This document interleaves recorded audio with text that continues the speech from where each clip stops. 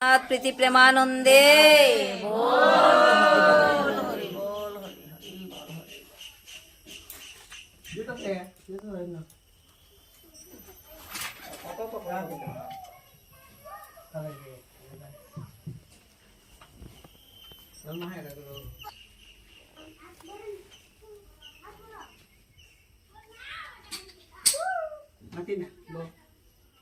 আমরা সর্বপ্রথম শ্রী গুরুদেবের আঙ্গার আতুল শ্রীচরণে এই দেহ মন প্রাণ আত্মসমর্পণ করব। তৎসঙ্গে যিনি এই জগতের গুরু, সেই জগৎ গুরু কল্পতরু, তার উপরে আর কেহ নাই, সেই পরব্রহ্মের নাম আমরা উচ্চারণ করব। আমরা শ্রী গুরুদেবের আঙ্গার আতুল শ্রীচরণে আত্মসমর্পণ করে এই শ্রীমদ্ ভগবদ গীতা পাঠ করিতে ব্রতী হইব। দয়াময় তুমি জানো। ওম শ্রী শ্রীকৃষ্ণ প্রণমস্তু নম। ওম শ্রী শ্রীকৃষ্ণ প্রণমস্তু নম। ওম শ্রী শ্রীকৃষ্ণ প্রণমস্তু নম। ওম তৎসৎ। ওম তৎসৎ। ওম তৎসৎ। ওম অজ্ঞানিতিমিরান্ধস্য জ্ঞানাঞ্জনশলাকয়া চক্ষুरुन्मीलितं তস্मै শ্রী গুরুবে নমঃ। গুরু ব্রহ্মা গুরু বিষ্ণু গুরুদেব মহেশ্বর গুরুরেব পরম ব্রহ্ম তস্मै শ্রী গুরুবে নমঃ। অখণ্ডমণ্ডলাকারং ব্যাপ্তং যেন সচরাচরং তৎপদং দর্শিतं येन তস্मै শ্রী গুরুবে নমঃ। গুরু ব্রহ্মা গুরু বিষ্ণু গুরুদেব মহেশ্বর গুরুদেব পরম ব্রহ্ম তস্मै শ্রী গুরুবে নমঃ। হে কৃষ্ণ করুণা সিন্ধু দীনবন্ধু জগৎপতি গোপেশ গোপিকা কান্ত রাধাকান্ত নমস্তুতে। তপ্ত কাঞ্চন গৌরাঙ্গী রাধে বৃন্দাবনেশ্বরী বৃষভানুসুতে দেবী প্রণমামি হরিপ্রিয়ে। বাঞ্ছাকল্পতরুভ্যশ্চ কৃপা সিন্ধুভ্যো এব চ পতিতানাং পাবনেভ্যো বৈষ্ণবেভ্যো নমো নমঃ।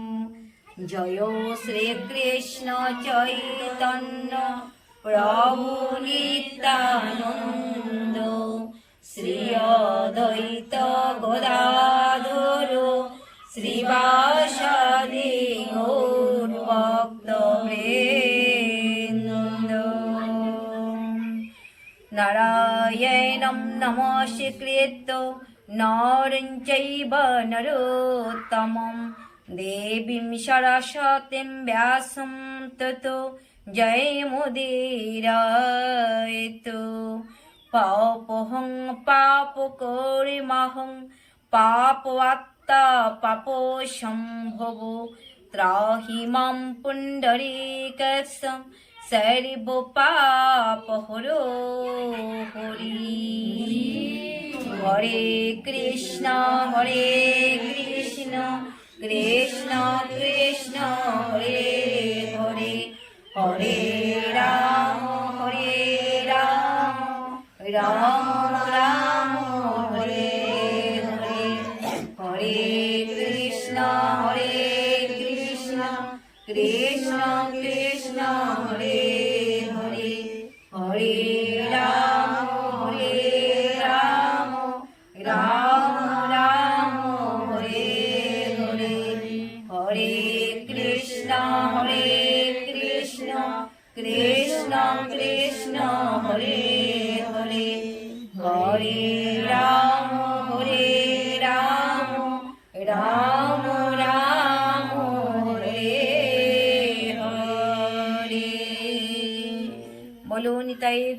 গৌরী সীতানাথ প্রেমানন্দে।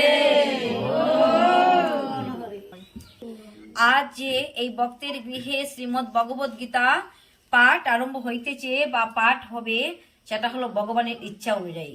কেউ ইচ্ছা করলেও শ্রীমদ্ ভগবদ গীতার আসর দিতে পারে না। ভগবানের যেদিন ইচ্ছা হয় সেদিন ভগবানের ইচ্ছা অনুযায়ী ভগবানের নাম প্রচারিত হয়। ভগবান নাম প্রচার করার জন্য ভগবান যে কোনো ভক্তের মাধ্যমে ভক্তকে কৃপা করে থাকেন, আর সেই ভক্তের মাধ্যমেই ভগবানের সেই দিব্য নাম প্রচারিত হয়।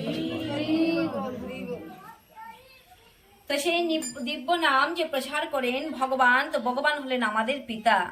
তমেব মাতা চ পিতা, তমেব বন্ধুশ্চ সখা, তমেব বিদ্যা দ্রবিণম, তমেব সর্ব মম দেব দেব। আমাদের পিতা, তিনি অনাদি, তিনি মূল কারণ, আর ভগবানের সন্তান আমরা সবাই। সেই জন্য যাহাতে ভগবানের সন্তানেরা সুখে শান্তিতে দিন কাটাইতে পারে এবং অন্তিম কালে সেই অনাদিরাদে প্রাণ গোবিন্দের পিতার নিকটে আমরা সবাই আবার যাইতে পারি, সেই জন্যই তিনি এই শ্রীমদ্ ভগবদ গীতা দান করিয়া গেছেন।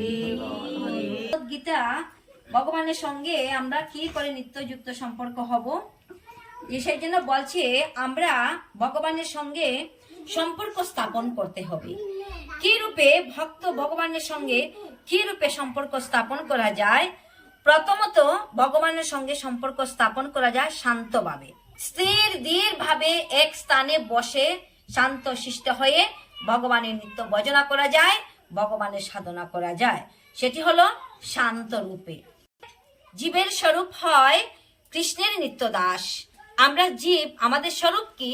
আমরা হই জীব ভগবানের নিত্য দাস। তো ভগবানের দাস হয়ে যদি ভগবানের রাঙ্গা রাতুল শ্রীচরণ আমরা সেবা করিতে পারি, তবু আমরা কোথায় যেতে পারবো? ভগবানের দিব্য ধামে যাইতে পারিব। বলছে কিভাবে? 1 নম্বর, 2 নম্বর, এখন 3 নম্বর, যে ভগবানের কে যদি আমরা অন্তরে অঙ্গ বন্ধু মনে করিতে পারি, ভগবানের সঙ্গে যদি আমরা বন্ধুত্ব স্থাপন করিতে পারি, সেই বন্ধুত্বের সূত্রের টানে আমরা ভগবানের স্থানে যাইতে পারিব।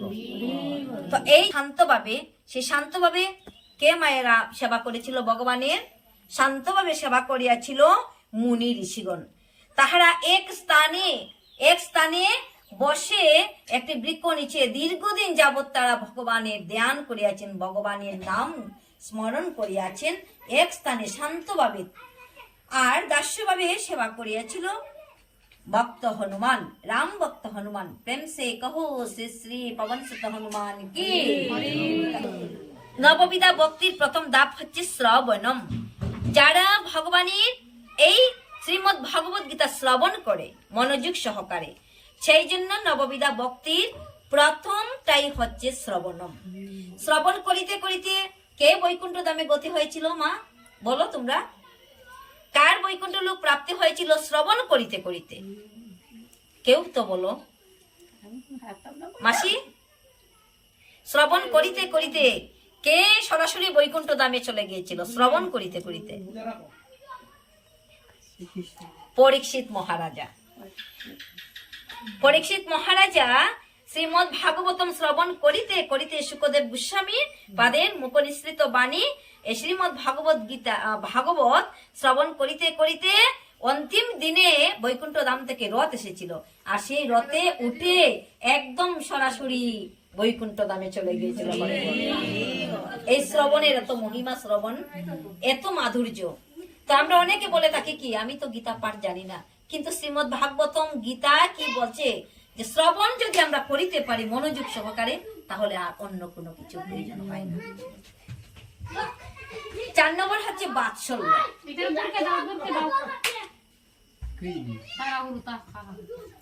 বাৎসল্য প্রেম। তো বাৎসল্য প্রেমের ডুরে কে ভগবানকে বাঁধতে পেরেছিল, এটা কিন্তু আমরা সবাই জানি। বাৎসল্য প্রেমের ডুরে মাসি, জেঠিমা, কেউ তো একজন বলো মাসি। বাৎসল্য প্রেমের ডুরে মা যশোদা ভগবানকে বেঁধেছিল।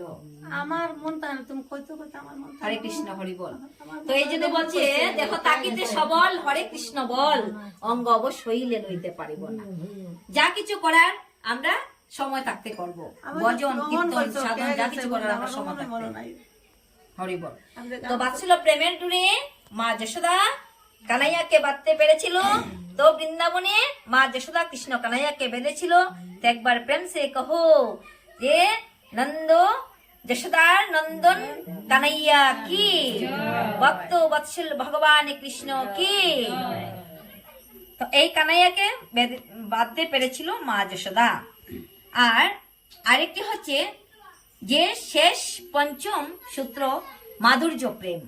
মাধুর্য প্রেমের ডোরে যদি আমরা ভগবানকে, মাধুর্য প্রেম দিয়ে যদি ভগবানকে আবার আমরা আটকাতে পারি, তাহলে হচ্ছে গোপী প্রেম। সেই প্রেম হচ্ছে গোপী প্রেম, যা করেছিল বৃন্দাবনের গোপীগণ। যুগের 23, 24 এবং 25 নম্বর এই তিনটি শ্লোক আমরা পাঠ করব। তো 23 নম্বর শ্লোক, যৎসো মাইনন্নাবক্সে অহম যো এতে যত্র সমাগতম দার্দ্র রাষ্ট্রস্য দুর্বদ্ধে যুদ্ধে প্রিয় চিকেৎসবম। ধৃতরাষ্ট্রের দুর্বুদ্ধি সম্পন্ন পুত্রকে সন্তুষ্ট করার বাসনা করে যারা এখানে যুদ্ধ করতে এসেছে তাদের আমি একবার দেখতে চাই।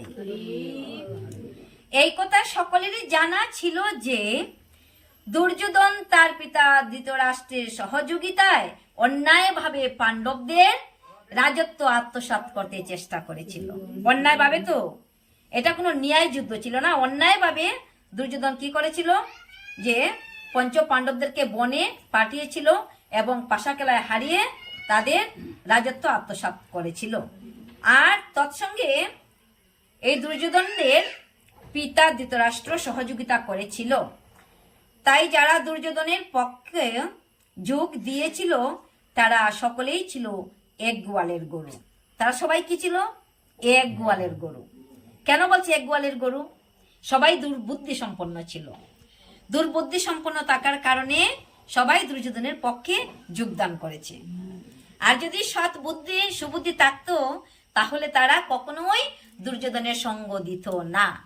যেখানে প্রাণ গোবিন্দ আছে সেখানে সৎ বুদ্ধি আছে, আর যেখানে দুর্যোধন আছে, দুরাচারী আছে, সেখানে সকল দুর্বুদ্ধি। তো সেই দুর্বুদ্ধিদেরকে বলছে সবাই এক গোয়ালের গরু। যুদ্ধের প্রারম্ভে অর্জুন দেখে নিতে চেয়েছিলেন তারা খাড়া। যুদ্ধ আরম্ভ হওয়ার পূর্ব মুহূর্তে অর্জুন দেখতে চেয়েছিল আমার সঙ্গে যে যুদ্ধ করতে এসেছে তারা খাড়া। বাবা একটু এটা উঠাও। মানে ওরা খাড়া, মানে ওরা কে কে আমার সঙ্গে যুদ্ধ করতে এসেছে, কে কে আমার সঙ্গে যে যুদ্ধ করতে এসেছে দেখি ওরা খাড়া। তো তখন সঞ্জয় বললেন, সঞ্জয় উবাচ, সঞ্জয় কেন বলছে, কাকে বলছে? সঞ্জয় ধৃতরাষ্ট্রকে বলছে। সঞ্জয় ব্যাসদেবের কৃপায় দিব্য চক্ষু প্রাপ্ত হয়েছিলেন। তখন সঞ্জয় দিব্য চক্ষুর মাধ্যমে কুরুক্ষেত্রের যুদ্ধে কি হইতেছে এই রাজ দরবারে তাকিয়েও তিনি দেখতে পেতেন। সঞ্জয় উবাচ এভমুত্তরিষে কেশু গুড়াকেশিন ভারতং সেনয়োর ভয় মধ্যে স্থাপয়িতারতোত্তমম। সঞ্জয় বললেন, হে ভারত বংশধর,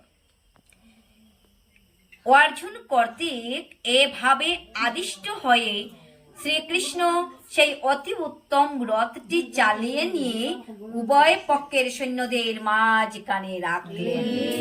উভয় পক্ষের, এদিকে কৌরব দল, এদিকে পাণ্ডব দল। তো মধ্যস্থানে রথখানা রাখলেন। কেন মধ্যখানে রাখলেন? আমার সঙ্গে বা কে কে এসেছে যুদ্ধ করতে, আর কৌরবদের সঙ্গে বা কারা কারা এসেছে, আমি এমন একটি স্থানে হে কৃষ্ণ রথখানা রাখো, হে বন্ধু রথখানা স্থাপন করো, যাহাতে আমি উভয় পক্ষ দেখিতে পাই।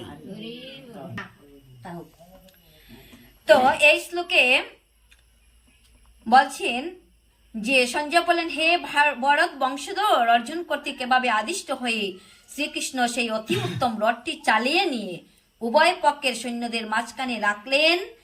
আর অর্জুনকে গুড়াকেশ বলে অভিহিত করা হয়েছে। গুড়াকা মানে হচ্ছে নিদ্রা, এবং যিনি নিদ্রা জয় করেছেন তাকে বলা হয় গুড়াকেশ। অর্জুনকে গুড়াকেশ কেন বলছে? অর্জুন নিদ্রাকে জয় করিতে পেরেছেন। নিদ্রা অর্থে অজ্ঞানতাকে বুঝায়। এই শ্রীমৎ ভাগবত গীতায় এই যে নিদ্রার কথা উল্লেখ করা হয়েছে, এই নিদ্রার অর্থ হচ্ছে অজ্ঞানতা। আমরা তো বুঝছি কি নিদ্রা মানে শুয়ে থাকা বা ঘুমিয়ে পড়া, কিন্তু শ্রীমৎ ভগবত গীতায় নিদ্রা বলতে অজ্ঞানতার কথা বলা হয়েছে। অজ্ঞানতাকে জয় করতে পেরেছে, জ্ঞান অর্জন করতে পেরেছেন। অতএব শ্রীকৃষ্ণের বন্ধুত্ব লাভ করার ফলে অর্জুন নিদ্রা ও অজ্ঞানতা উভয়কেই জয় করেছিল। শ্রীকৃষ্ণের পরম ভক্ত অর্জুন এক মুহূর্তের জন্য শ্রীকৃষ্ণকে বিস্মৃত হতেন না, ভুলে যেতেন না, কারণ এটি হচ্ছে ভক্তের লক্ষণ। ভগবানকে এক মুহূর্তের জন্য বলতেন না অর্জুন, তো বলছি এটি হচ্ছে ভক্তের লক্ষণ। আর যদি ভগবানকে আমরা ভুলে যাই, ভগবানকে ভুলে শুধু মায়ার দাস হয়ে মায়ার দাস যে মায়ার দাসত্ব করি, তাহলে মায়ায় গ্রাস করে নেবে। তো এই স্থানে আমরা কি দেখতে পাইতেছি? অর্জুন ভগবানকে মুহূর্তের জন্য ভুলে যাননি, ভগবানকে সর্বদাই তার অন্তরে স্মরণ করতে পারছেন। শয়নে অথবা জাগরণে ভক্ত ভগবানের নাম, রূপ, গুণ ও লীলা স্মরণে কখনো বিরত হন না। যখন যেভাবে আছি আমরা, যখন যেভাবে যেখানে সেখানে থাকি না কেন, সেই স্থানেই আমরা ভগবানকে আমরা স্মরণ করব। ভগবানের কি রূপ, ভগবান কি লীলা করেছেন, সেইগুলো আমরা মনে মনে কি করব? আমরা মনের দিক থেকে মন মনা ভব মত ভক্ত মতি আজি মাম নমস্কারু, এই মন থেকে আমরা ভগবানের রূপ আমরা অঙ্কন করব, মন থেকে সেই লীলা আমরা স্মরণ করব, ভগবানের কথা আমরা সর্বদা আমরা মনে করব। এভাবে কৃষ্ণ ভক্ত সর্বদাই কৃষ্ণ চিন্তায় মগ্ন থেকে নিদ্রা ও অজ্ঞানতাকে জয় করতে পারে। একেই বলা হয় কৃষ্ণ ভাবনা বা সমাধি। ঋষিকেশ অথবা সমস্ত জীবের ইন্দ্রিয় ও মনের নিয়ন্তা হবার ফলে শ্রীকৃষ্ণ অর্জুনের অভিপ্রায় বুঝতে পেরেছিলেন, কেন তাকে সৈন্যের মধ্যে রথ স্থাপন করতে বলেছেন। এভাবে অর্জুনের নির্দেশ পালন করার পর তিনি বললেন, কি বললেন? ভীষ্ম দ্রোণ প্রমুখতুম সর্বে সমিচো মহীক্ষিতম উবাচো পার্থ পশ্যতান সমবেতান কুর্ণো ইতি। ভীষ্ম দ্রোণ প্রমুখতুম সর্বে সমিচো মহীক্ষিতম উবাচো পার্থ পশ্যতান সমবেতান কুর্ণো ইতি। ভীষ্ম দ্রোণ প্রমুখ পৃথিবীর অন্য সমস্ত নৃপতিদের সামনে ভগবান ঋষিকেশ বললেন, হে পার্থ। তো অর্জুনের আরেকটি নাম পার্থ কেন? অর্জুনের আরেকটি নাম পার্থ কেন? পিতার পুত্র বলে অর্জুনের আরেকটি নাম পার্থ। কুন্তির আরেকটি নাম হচ্ছে পিতা, তো পিতার পুত্রকে এখানে পার্থ নামে অভিহিত করা হয়েছে। সর্বজীবের পরমাত্মা শ্রীকৃষ্ণ জানতেন অর্জুনের মনে কি হচ্ছিল। কেন বলেছে সর্বজীবের পরমাত্মা? অর্থাৎ ভগবান প্রাণ গোবিন্দ সবার মধ্যে আছেন, সকল জীবের মধ্যে আছেন, শুধু মানুষের অন্তরে আছেন তা নয়। যেমন মানুষের অন্তরে আছেন, তেমন একটি পিপিলিকার অন্তরে আছেন, তেমন একটি বৃক্ষের মধ্যে আছেন, তেমন একটি পশুর মধ্যে ভগবান বিরাজমান।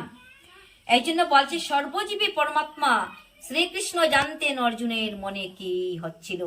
এই প্রসঙ্গে তাকে ঋষিকেশ বলার মধ্য দিয়ে বোঝানো হচ্ছে তিনি সবই জানতেন, তিনি সর্বজ্ঞ।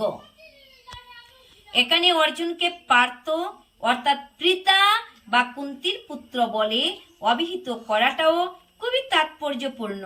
বন্ধু হিসাবে তিনি অর্জুনকে জানাতে চেয়েছিলেন যে যেহেতু অর্জুন হচ্ছেন তার পিতা বসুদেবের ভগ্নী, পিতার পুত্র, তাই তিনি তার রথের সারথি হতে সম্মত হয়েছেন। এখন শ্রীকৃষ্ণ যখন বললেন, দেখো পার্থ সমবেত ধার্তরাষ্ট্রগণ, তখন তিনি কি অর্থ করেছিলেন? সেই জন্যই কি অর্জুন সেখানে থমকে দাঁড়িয়ে পড়ে যুদ্ধ করতে অসম্মত হননি? পিতামহ ভীষ্ম, পিতৃতুল্য আচার্য দ্রোণ, এদের দেখে কি অর্জুনের হৃদয় আর্দ্র হয়ে ওঠেনি? কিন্তু শ্রীকৃষ্ণ তার পিতৃশাসা কুন্তী দেবীর পুত্র অর্জুনের কাছ থেকে এমন আচরণ কখনোই আশা করেননি।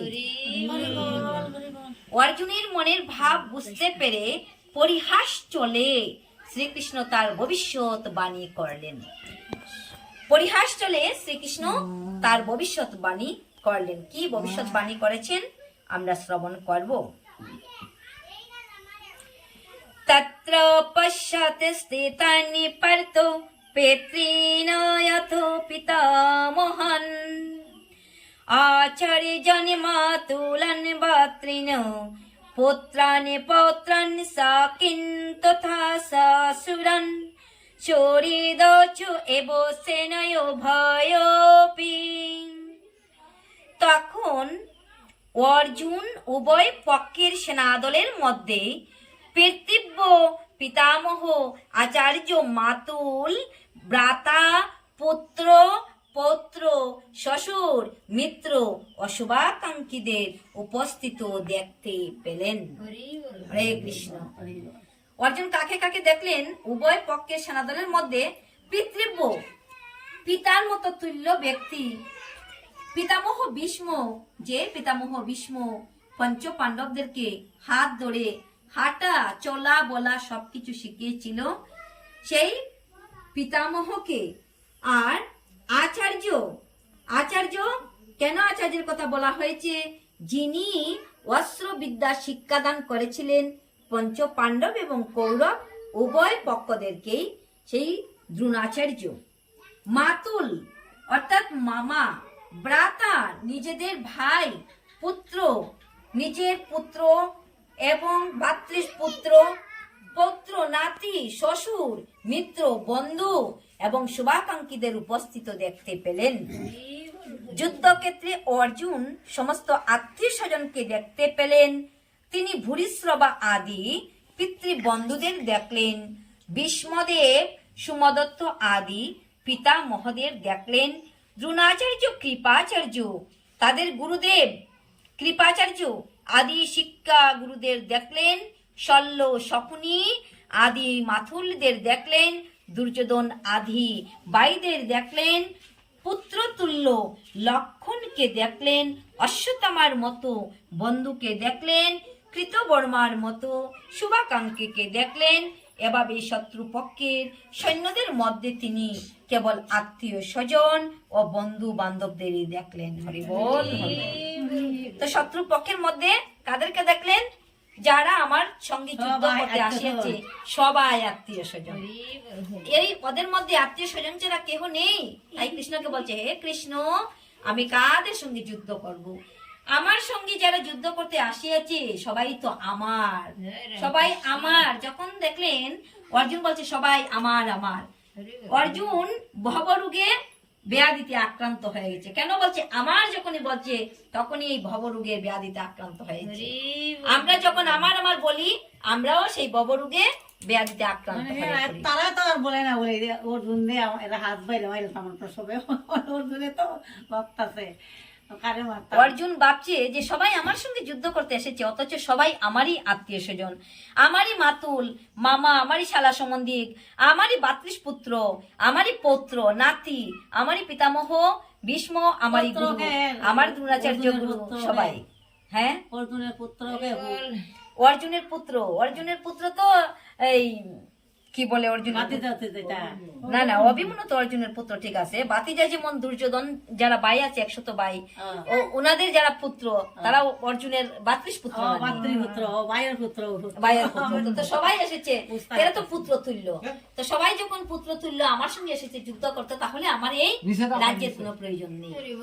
আমি বরং ওদেরকে না বধ করে আমি যদি বিজ্ঞান বৃত্তি করে বৃক্ষ তলায়, গাছের তলায় বসে আমি আমার জীবিকা নির্বাহ করি, তথাপি আমার পক্ষে মঙ্গল। আমি ওদেরকে বধ করিতে চাই না। তো আজকের জন্য আমরা এতটুকু, এই 26 নম্বর শ্লোকে আমরা বিশ্রাম দিলাম। আবার পরবর্তী ভক্তের গৃহে পরবর্তী শ্লোক থেকে আমরা আরম্ভ করব। ততদিন পর্যন্ত সকল ভক্ত সবাই ভালো থাকুন, সুস্থ থাকুন। আর আজকে আমরা এখানে বিদায় নিলাম। বলো বলো শ্রীমদ ভগবদ গীতা প্রীতি প্রেমানন্দে।